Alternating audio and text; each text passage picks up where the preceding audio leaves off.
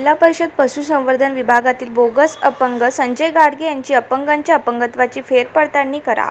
आज 31 मे शुक्रवार रोजी सकाळी 10 वाजता अपंग जनता दल सामाजिक संघटनेचे जिल्हा परिषद मुख्य कार्यकारी अधिकारी यांना निवेदन।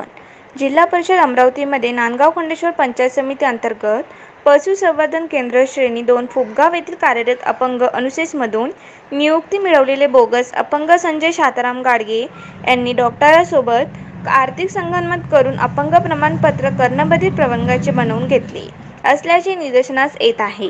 त्यामुळे पशुधन पर्यवेक्षक संजय शांताराम गाडगे यांना माननीय आरोग्य उपसंचालक अकोला यांच्याकडे त्यांच्या अपंगत्वाची फेरपडताळणी करण्याचे आपण आपल्या स्तरावरून त्वरित सक्तीचे आदेशित करावे, असे निवेदन अपंग जनता दल सामाजिक संघटनेकडून मुख्य कार्यकारी अधिकारी यांना देण्यात आलेले आहे। संघटनेने केलेल्या मागणीवर कार्यवाही न झाल्यास अपंग जनता दल सामाजिक संघटना जिल्हा अमरावतीच्या वतीने कार्यालयावर तीव्र आंदोलन करण्याचा इशारा दिले। यावेळी राजीव शाह, रुस्तम शेख, प्रमोद शेबे, राहुल वानखडे, कांचन कुकडे, मयूर मेश्रामसह पदाधिकाऱ्यांनी उपस्थित होते। सामाजिक संघटना महाराष्ट्र राज्य जिल्हा अमरावतीच्या वतीने जिल्हा परिषद कार्यालय अमरावती येथे पशुसंवर्धन विभागामध्ये कार्यरत असलेले नांदगाव पंचायत समिती अंतर्गत पशुसंवर्धन केंद्र श्रेणी 2 चे